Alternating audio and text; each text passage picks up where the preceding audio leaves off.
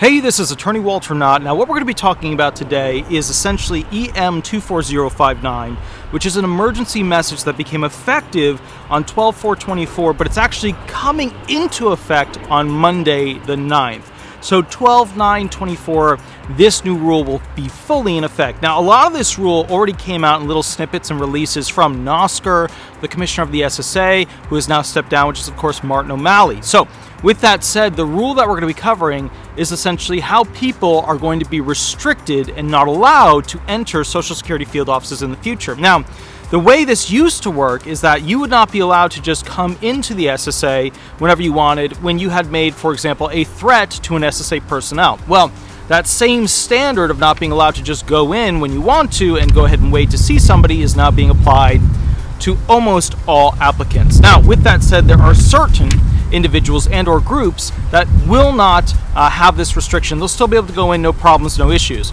Some of these individuals that will be allowed to go in no matter what will piss you off because it's an exclusion thing. Like, why do they get to go in? Why do I not to go? All that kind of stuff. Now, with that said, I think it's interesting to note that the reason this rule is occurring is not because they don't want to have you come in, that they don't want to interact with you. It's that the SSA does not have enough money to properly go ahead and process claims. They don't have enough money to really hire all the people they need. They don't even have enough money to train all the people they need. So the SSA, when I say this, is in a state of crisis.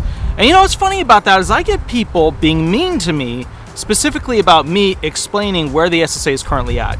And I will see mean comments. And then those same comments from those people, they will come back a year later, 2 years later, because they'll realize I'm the messenger. And they have shot the messenger so many times. But have you guys noticed that all the things I keep telling you keep coming into fruition? They keep coming and they just happen and you're stuck there and you don't know what to do, and it is what it is. Now, the people who take this stuff to heart, plan for it, they do very well. The people who are, oh, screw this guy, well, they end up where they're going to end up. You know what I mean? I don't have any control over that. But the mean comments, they're always going to come in because the first person to really give you what's going on, that's the person that gets shot. Now, let's talk about this real quick. The emergency message, EM 24059, the purpose. This emergency message provides information regarding the Commissioner's new initiative that will expand appointments for in-person field office and Social Security Card Center services. So you notice how they put a positive spin on it? It's never, hey, we're not letting you come in and just, wait in line and see somebody anymore. Instead of that, it's our initiative to expand appointments. Yeehaw, right? No, that's look, they got to put a positive spin on it, because if they told you that the trust funds are running out, that they already spent all your money in the form of special bonds for the most part that they need to go ahead and pay you back, and they can't pay you back because they can't afford to borrow more money or print more money, you would be depressed and not like them. But if we take a moment and we just sit back and say, what is the real problem with this system? Well, we would need a lot of paper and a very tiny font. But the main things are the government steals your money in the form of special bonds and then pays you back with money that has interest on it from those special bonds, which is an unbelievably horrible return on investment for you. Great investment for them. They get to take your money, write a bond, say, I owe you, and then down the line, 1 year, 15 years later, say, okay, we're going to give you a little interest on it, here you go. Oh no, it's going bankrupt. Oh no, what a surprise. We didn't give you that much interest because we didn't have to pay you that much interest, and we didn't invest it so that you would actually have significantly larger gains. Oh no! Another great issue is, of course, that some politicians really do not support Social Security benefits. You see them on both sides. There's Democrats, but there's fewer of them that don't support it. And then there's Republicans. There's a good chunk, especially the old school ones, that don't support it. Which brings me to my point real quick before we get into this emergency message. You see the boats? Maybe you can see them. There's yachts on the other side of the river. I can't access that stuff. But the point is, I'm in a nice, beautiful spot waiting for Sweetie's surgery to be over. I've been worried all week about it. She's got the whole TPLO surgery where they got to cut her, leg in half and rotate it 5 degrees, reattach it, all that jazz. My point to you is, we seem to not be getting leadership that is primed to successfully lead the Social Security Administration forward. And in order to do that, you need an incredible economy. What we have now as an economy, in the Biden economy, is going to destroy the SSA as we know it. Way too much inflation, even though it's starting to come down. The only reason it's coming down is because in his final year, he stopped the madness of immigration that he had. He stopped the restrictive oil use, and now all of a sudden he's the biggest exporter of petrol. Look at him go! Look at him push that petrol dollar! And all of a sudden, now in his final year, he's closing those gates. He's cutting those wells that he put on the open gates. So the problem I see, and I understand some Democrat watching this now is going to say, he must be an extreme Republican, blah, blah, blah. No. I'm a neutral. I'm in the middle. I'm an independent. You have to understand, in order for Social Security to work, you can't have asshats in office that destroy the economy. Because the economy is the only thing that pays for your butt to get the check. Oh, but I already paid. No. You paid so that they could spend it and then pay you back with interest if they could. That's the new question. Everybody was like, oh, these special bonds, they're good as gold. Except they're not. It didn't work out that way, right? It didn't work out that way. So the problem we face now is, do we get people that smile at us as politicians and tell us how wonderful the world's going to be and honesty, freedom, check on the table, our promise to you? Or do we switch to the new model that's coming in, not that we really have a choice, which are basically accountants, right? The world's top CEO for mega accounting softwares, ultra payment systems, is coming in on behalf of Trump. I sit here, and I purposely actually set up the camera here, and I sat here for 5 minutes before doing these videos. I have 2 videos that I'm actually going to be doing out here. And I thought to myself, why am I on this side of the river and the people with the mega yachts are on that side of the river? And what I realized, not that side or this side is mine, none of this is mine, but what I realized from this whole situation was that I have to ask myself, can the poor save the poor? And I like to think that they can, but the problem is the poor have to be able to make money to pay for the solutions for the poor. Now, some poor become wealthy, but it's very, very few poor individuals, right? That's how we get new wealthy people, although the corporations seem to be slowing that process down. But, I sit back and I think to myself, can poor actually fix poor people's problems? They're surely great at innovating. Some of the greatest products that ever came out came from the poor. They were trying to find a way to make a buck. I mean, that's the whole Shark Tank angel investor thing, But I guess what I've noticed is that corporations have strangled the innovation market for new corporations from poor people to become wealthy and help the poor. Let me give you an example. Let's say somebody comes out with a widget, and we all want the widget, so we'd pay a little money for the widget. But in order for the widget to get out of the prototype stage, where they got it on a computer, this is what it looks like in CAD, right? In order for it to get out of that stage, it needs money for production. Production has to happen in a cheap place where all the raw materials are. Well, America only has some of those raw materials. Places like China have a lot of those raw materials that are brought in from other places super cheap. That's why China is now starting to begin their process to go ahead and, let's just be honest, tell the US, hey, you want special metals? You're shit out of luck. You're going to hit us with a 100% tariff? Not going to happen. We're going to make your life miserable. So you're going to be seeing a lot of things at Home Depot, a lot of our space industry stuff, going way up in price. Now, we can get stuff from other countries unless China gets to it first. But who has the advantage? Well, China has the setup distribution, the setup purchases, a lot of their stuff because they're the manufacturing giant, not the United States. So the problem I keep seeing as I look on this side, which doesn't have fancy stuff, but still it's beautiful, and I have to do this video quick before people come out, and that side, where obviously they have way more money, right? What I'm realizing is that poor people that are innovative are getting eaten up, meaning that corporations take too large a percentage of whatever they're going to produce in the future and they get de-incentivized to achieve more. When they don't want to do more because some company, some shark is taking 50% of their product, 50% of their profit, well, they're not going to really do too well in the long run. So corporations are a problem right now. But if we don't have mega corporations, how do these mega corporations, if we shrink them, right, in this country, how will they compete against the mega corporations in other countries? Well, they can't. So a global problem is that we need mega ultra giant Walmarts, mega companies, because they need to compete against other global giants. But the problem, because remember, if they don't compete, then the other companies in other countries will come here and put out of business all of these medium, small, and big but not big enough companies. So the problem is America has become a breeding ground for companies to eat companies. Think about it. What little company do you remember back in the day that was completely eaten nowadays?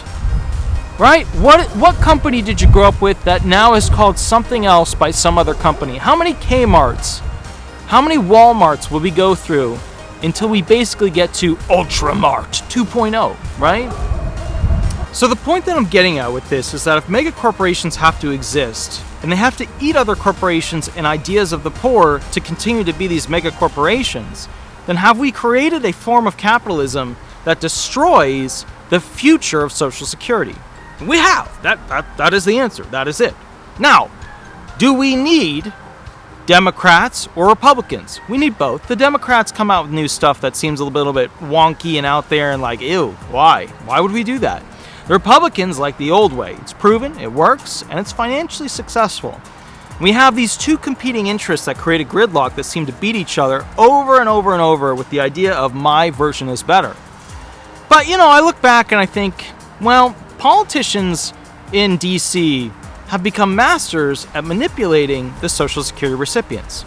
Think about how many bills coulda, shoulda, woulda passed. Right? Take, for example, when it comes to female birth rights, right? What do you get to do with the child before it's born? What do you get to do if the child is, only potentially, being created without a heartbeat?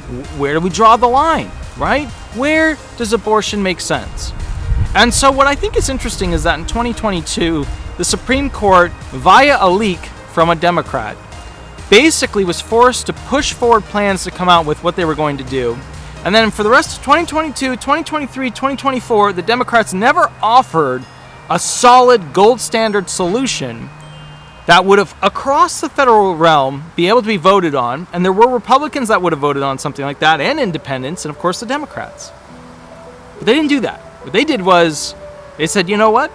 We got a lot of pissed off women right now. They will vote for us in 2024 if they continue to be pissed off. And that was brilliant. That was brilliant on their part. They created a victim class, and then they used it to get more votes. It was brilliant. Another one, for example, the House passes the Social Security Fairness Act. The Senate doesn't really give a shit. They're in for 6 years. After 6 years, the Social Security Administration trust funds are going to be nearly depleted. They pass that, they're going to look like shit at the end of it. They're not going to get a re-election. So what do? They rattle that drum. They say, yes, yes, yes, we like it. And then they don't do anything with it. It sits in committee and it dies, and the president never even looks at it. They've become masters at manipulating us. I want you to think about this in the standard of not how this is good for you or bad for you, but in the standard of how does this new emergency rule, effective, right, on essentially November 8th, Monday, 2024, how does this new rule manipulate you and your future interest as an American? What do I mean by that? Your future interest, what your standard of living will be as a future American. Okay? Let's go through it. Purpose. This emergency message provides information regarding the Commissioner's new initiative that will expand appointments for in-person field office and Social Security Card Center services. It will expand appointments for in-person field office and Social Security Card Center services. It's not saying we're banning you from the offices because we don't have enough employees because we can't pay for it because we effed up our entire system. It's not saying, hey, you're going to have to call us or go online to make an appointment before you can basically get something resolved. It's saying we are expanding appointments for in-person field office, FO, and Social Security Card Centers. So basically, they're telling you that they're going to do the thing that they're actually doing the opposite of. They're expanding the options of how you can go ahead and set an appointment. They're expanding how many people will be sitting on the phone and sitting at the computer to receive your appointment request. But they are not, as it reads exactly from this, Commissioner's new initiative that will expand appointments for in-person field office and Social Security card center services. So the exact thing that it reads is a lie. It's disingenuous. But to me, it's a lie. Because if it says, hey, we're going to expand appointments for in-person field offices, then the rest of this should not be about how they're going to restrict you from going and doing, and I'll quote, appointments for in-person field offices. Just stick with me on this, okay? Background. Effective Friday, November 8th, 2024. However, keep in mind this thing was effective date. It was actually posted to the emergency message board for the internal part of the SSA to review and use on 12/4/24. But again, effective Friday, November 8th, 2024. Social Security Administration, FOs, SSCCs, which are the Social Security card centers, began moving to an appointment-focused service delivery model for office workloads, including initial claims, post-entitlements, and enumeration services. SSA is expanding appointments, phone, video, or in-office where appropriate. So, keep in mind, you're still going to get, you get your new Microsoft Teams where you'll be able to, go on the computer, click a button, maybe be able to see somebody through that. Okay, so that's a new thing. It's not the in-person. It's not as good as that, but they're going to be adding that, okay, to enhance our service delivery and improve the customer experience. We will continue to promote online services and will not refuse in-person customer service at our FOs and SSCCs. Here's the kicker. By scheduling most in-person customers for appointments, we can minimize wait times, promote online and automated services, and ensure that staff can focus on delivering quality service to each customer. Now, this was brilliantly written. And I want to say something, okay? Democrats are better at brilliantly writing things to make you feel better. They're just better at it. Republicans are more hard truth. But Democrats sell hope. Oh, they're so good at it. Like if you go back to some of those Obama speeches, Clinton speeches, some of the earlier, they sell hope. The only hope that Republicans are good at selling are military strength hope, military strength conquest. But Democrats, just listen to this. By scheduling most in-person customers for appointments, we can minimize wait times, promote online and automated services, and ensure that staff can focus on delivering quality service to each customer. Sounds beautiful. I mean, F the reason that's actually going on, because it sounds so good. What's actually going on is they're removing your right to have access to an in-person, meeting without an appointment for an administration, a Social Security administration that you already paid for your entire life. I mean, F that point, right? The whole thing that makes this whatever. But what they're doing is basically saying to you, this everything will work, but everything will be amazing and magical, and butterflies will fly out of volcanoes, and sunbeams will hit the beautiful cascading colors, and there will be a pot of gold at the end, and oh my God, it's amazing. No, what they're actually doing is they're removing a right that you had and effing you over. Because now you can't wait in line to go see someone that day. Unless you fall into one of the categories, which some of them are going to piss you off. Let's go into it. FOs and SSCCs, field offices, will have a transition period through December 31st, 2024. FOs and SSCCs must increase appointment availability to provide timely access to appointment services.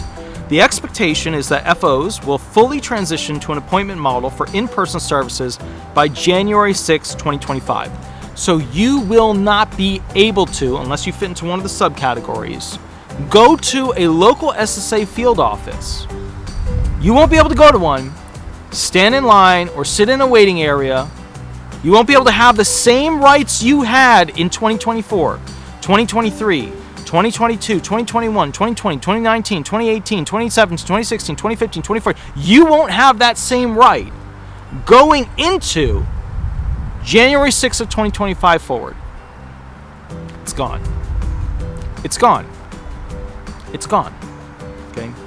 The agency's forms, publications, notices, and the website at www.ssa.gov are being updated to ensure customers are aware of SSA's new policy and encourage the use of online and automated services, including appointment scheduling for enumeration. So now we're a little deeper. Now you got the purpose. You know that they were selling you the idea that you're going to have more access than ever. But in reality, they're effing you over and you no longer have the right to go in person unless you fall into a subcategory option. Cool. Let's keep rolling. Agency policy. Customers who are not able to handle their business online or with the automated options available on the national 800 number will contact teleservice centers or their local FO to schedule an appointment. So just to give you the customers who are not able to handle their business online.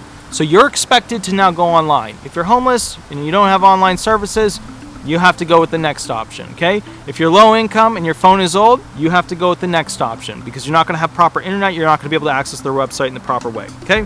Customers who are not able to handle their business online or with automated options available at the national 800 number, good luck getting through. I've called it 3 times over the past couple of days. I have gotten through 0 times, okay? And I've waited basically 30 minutes, 12 minutes, and I think it was like 17 minutes. Will contact teleservice centers or their local field office to schedule an appointment.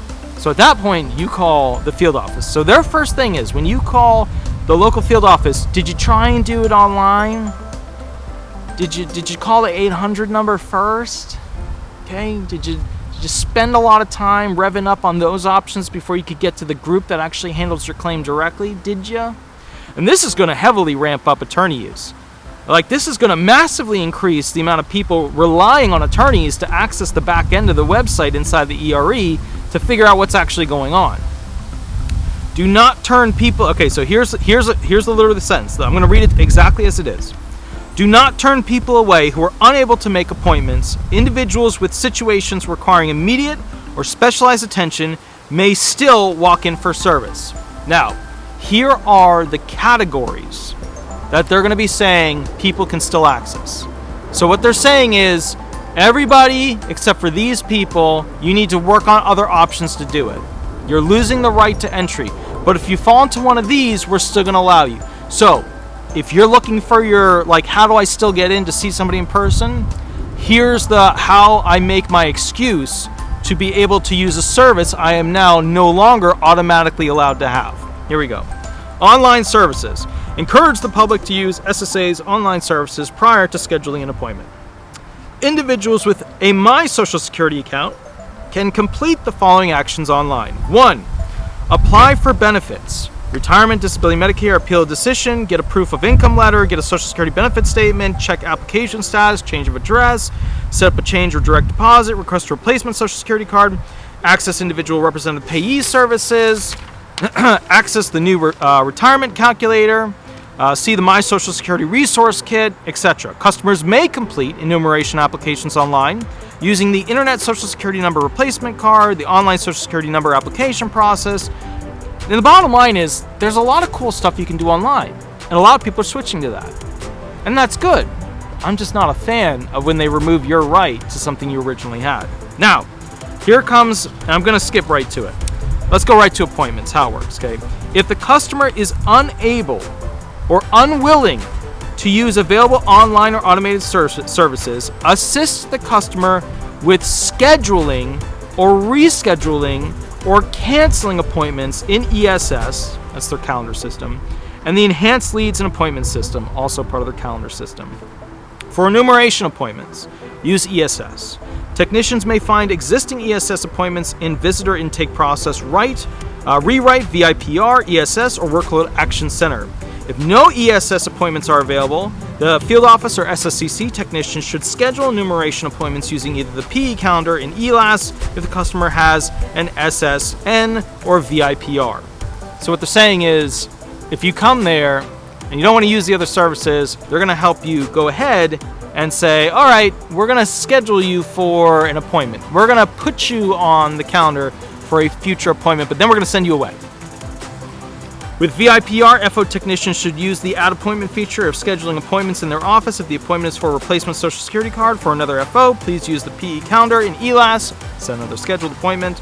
For new Social Security cards, the customer may walk in to their local FO, or you may refer the customer to their local FO for an appointment via email. See note below for sending the email. TSC agents should schedule replacement Social Security card appointments on the PE calendar in ELAS for new SSN cards. The customer may walk into their local FO. So you need a Social Security card, walk in, because they want to see in person for that, right? You see some of these voting rules out there. Well, you need an ID to vote. When the SSA wants to get you a new Social Security, card, they preferences they'd like to see you in person. Yeah. You may refer to the customer to their local FO for an appointment via email. See note below for sending the email. Note, if a customer without a Social Security number is insistent on an appointment, like you walk up and you just, you show your butt, you're just going out, I have to have an appointment, and no appointments are available, TSC agents and non-servicing office technicians should send an email to the FO mailbox listed indoors with the subject line new Social Security number card appointment requested. TSC agents should notify the customer that the FO SEC will contact the customer within 5 days to schedule an appointment. TSC technicians should include the following information in the body of the email: customer name, address, phone number, and any other relevant information. The FO and SSCC should contact the customer and manually schedule the enumeration appointment in VIPR within 5 days of receipt of the email. VIPR does not generate mail notices to the customer, so they got to do it themselves. It's not automatic. Always contact the customer when scheduling a manual appointment in VIPR. This ensures that the customer is aware of the time, date, and location of their appointment. Now, for IC and PE appointments, use ELAS. All right, if a claimant or proper applicant expresses intent to file for benefits, follow Emergency Rule 24006 to ensure the protected filing date is properly recorded in ELAS. But then they're going to schedule you. You put in their intent to file, boop, they got it, but then they're going to schedule you down the line. As an alternative for scheduling PE appointments, if no PE appointments are available in ELAS and VIPR, application supports same-day and future-day appointment scheduling by using the Add Appointment feature. Do not use VIPR to schedule initial claim appointments. If no PE appointments are available in ELAS, technicians will create a PE record in ELAS and inform the customer that the FO will follow up 5 days to prevent recontacts and diminish service. FO should address unscheduled requests for appointments within 5 days. So the point is 5 days, 5 days, 5 days, 5 days. They got to get back to you within 5 days. Do they have enough staff to make sure that happens? Mostly not. So you're going to have to keep calling in. Now let's skip through some of this stuff. Let's just get right to the bottom line here. Who are the individuals who basically get specialty allowances? I know you paid in. I know you are deserving of a walk-in appointment. I understand that. If a customer visits a field office without an appointment, schedule an appointment for a future date and time, or provide same-day service if the customer's situation requires immediate or specialized attention, or it otherwise makes sense. So what they're saying is, if you are making demands, they're going to try and meet them to see you. But if you go too far into that, you will be banned from the Social Security field offices because, if you're too mean, too aggressive, you're screaming, they'll do that. They'll ban you from all SSAFO offices. Here are some examples of where it would make sense. Dire need situations, right? It has to be done immediately. It's dire need. They're in a really bad spot. Basically they're homeless. They're without income. They don't have anything. Yada yada yada. So if you can get there and prove dire need, and I don't know how they're going to do that. I honestly don't know how they're going to do that. Maybe you can bring a certificate of homelessness. Maybe you can just walk in and really disheveled clothing. I don't know. But point is, dire need kind of falls into this whole doesn't have ability to get food, doesn't have ability to have shelter, doesn't have ability to get medical treatment, all those kinds of things. So find your way to show proof of that if you're going there to get an in-person immediate review. Terminal illness cases, okay? So you're passing away soon. You're going to be gone in 2 weeks, 3 months, 6 months. They get to go ahead and walk in. Special enumeration situations, right? Harassment, abuse, life endangerment, e-verify cases, things like that. Military personnel. So if you're a vet, you get to walk right in. Vulnerable individuals facing barriers. So again, this is kind of your trafficked, youth without adult assistance, individuals who are without transportation, without housing, stuff like that, which sounds like pretty much most disabled people, but I'm not going to get into that in this video. Congressional or public relations related inquiries. Now, that's an important one. I think going forward, if you want to actually go ahead and have them take you for walk-ins immediately. This is the first time I would say it really makes sense to have the congressional, like where you reach out to a senator, reach out to a House rep, whatever. Immediately reach out to a House rep, immediately reach out to some governmental person that's in Congress so that they can say, okay, we're going to send a letter to the SSA. Again, congressional or public relations related inquiries. Public relations usually means the person is, pretty famous. It means the person is noteworthy, newsworthy, or the situation is noteworthy or newsworthy. So for example, let's say that there's some giant report that just came out where somebody was abused and it's all over the news, and somebody at the SSA stole a bunch of, their benefits and paid it out to fake children that were created by a field office technician. And those fake children are supposed to be basically receiving, benefits off of somebody else who died, and then it gets redirected, and then somehow they get greedy and start taking more SSI benefits from other people. In that instance, right, they're going to go ahead and take you right in. Because they do not, especially over the past couple of years, since they've been getting so much TV time and congressional hearing time, they don't want more of this stuff coming out. Next one. Actions required to support a pending claim, including time-sensitive actions, immediate payments, critical case criteria stated in RS 02801.001, critical case criteria and exclusions. So we'll do a video on what is considered a critical case, immediate payments, and death correction cases, stuff like that. But if you are about to not be able to pay rent, if you are in a situation where you are about to be kicked out of something, and you have the, hey, 3-day notice, you have the imminent eviction notice, you have the, hey, this is going on notice, that's going to help. You just walk in, imminent eviction, 3-day notice, boom, they're pretty much going to have to let you in. When a customer without a social security number attempts to schedule an enumeration appointment through ESS and none are available, and local management's discretion. Now, this is what I think is interesting. There's always, for the better statutes, a little bullet point at the end that says, all these things, plus, whatever the management thinks will work. There's always like a sub, here's the law, and then whatever they think will make it work better. And those are the best statutes. So I got to hand, whoever wrote this up, this was O'Malley's team. Whoever wrote this up with that part, they were smart about it. Because a lot of the stuff that comes out from the SSA, it won't have that little thing at the end that's like, whatever's best to make it work kind of thing. They got that on this. They don't always include that, and they kind of screw themselves when they do that. But anyways, local management's discretion. Okay. Note, FOs will light walk in traffic, may continue to support walk-in services. Okay. So if a field office isn't having a lot of people that day, they will still let you in. But let me tell you the statistical thing that's going to throw that off. If most of the SSA personnel are working from home 3 or 2 days a week, and most of these Social Security recipient people are seeing a lot of problems on their claims and they got to get something fixed and there's a 1 million person backlog and oh my goodness, then you better believe those field offices are going to be chock-a-block in a lot of places. Not just high number places, but in a lot of places. Not just big cities. Okay. Important, at the beginning of each VIPR interaction interview, technicians should attempt to obtain consent for electronic mobile messaging.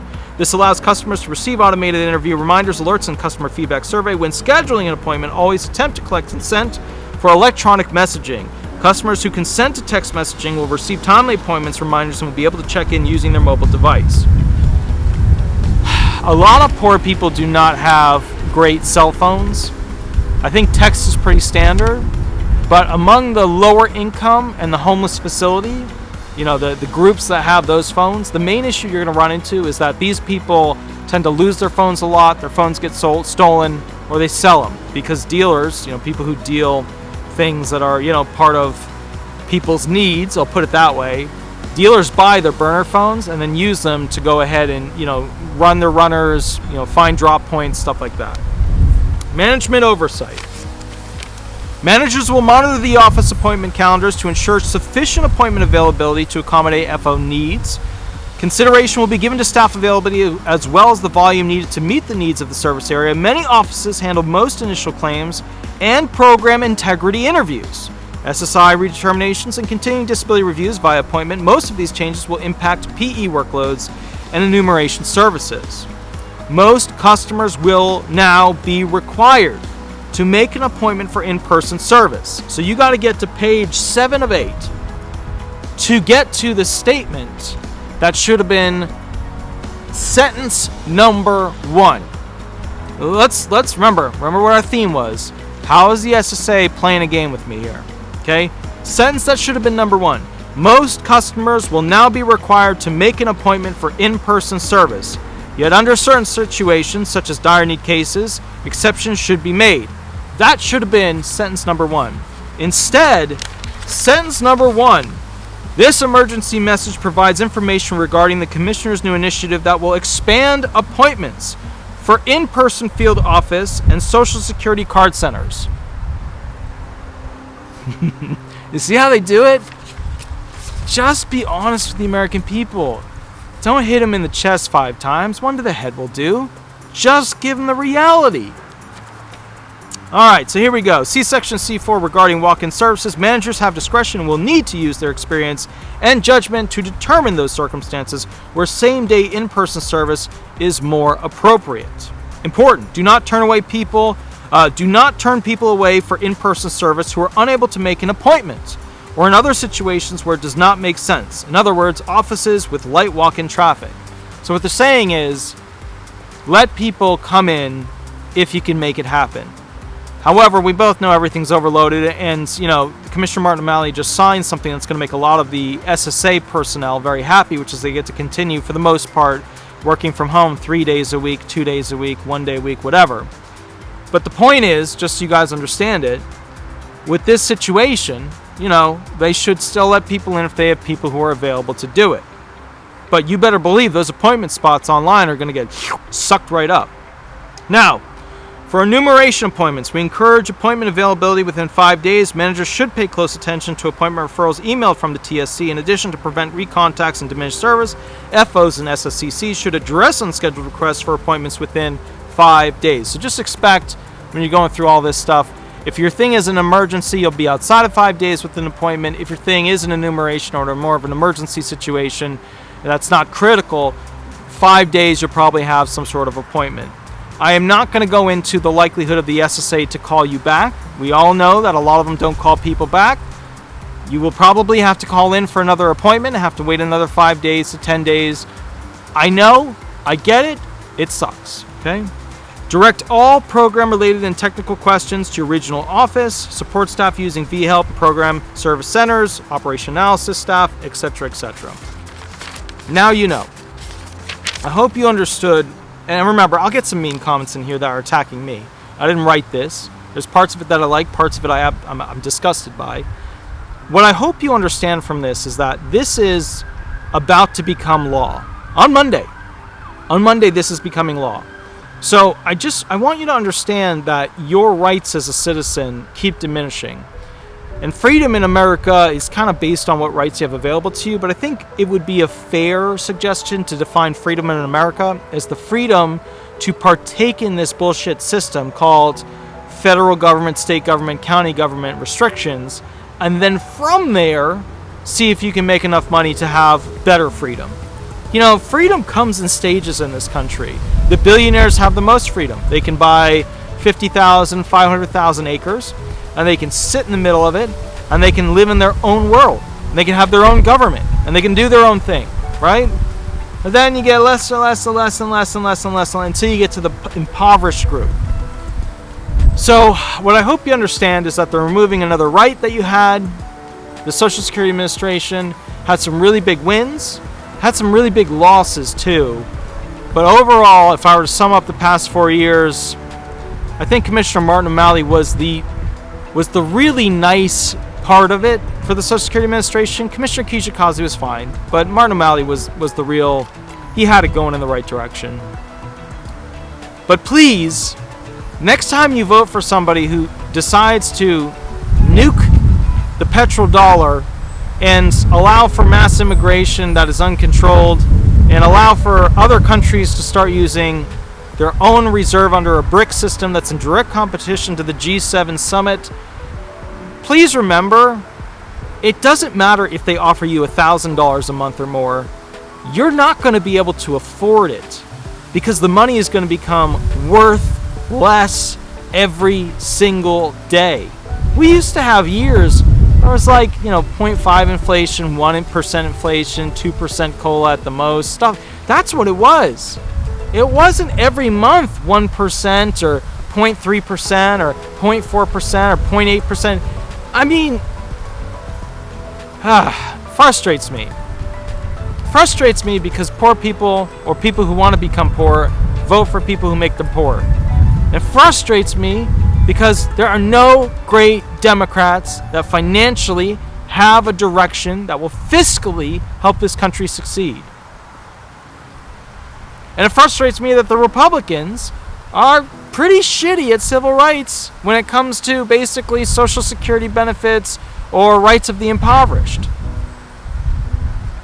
It's like the keys that we need, the things that each side does well, we can't access without a buttload of crap from the other side coming first. It's like, we can access that nice thing from that party or that party, but we have to take this many poison pills first. I'm frustrated. All right, anyways, Attorney Walter Hnot, the most viewed and subscribed to disability attorney. We are counting down the hours until Sweetie is done with her surgery. I'm going to go pick her up at that point. I hope you have an amazing, amazing weekend and week. I'll catch you a little bit later. I'm going to be doing one more video. These are not live, obviously, because I'm not at my studio. I'm at a beautiful spot. I never get to sit out at places like this.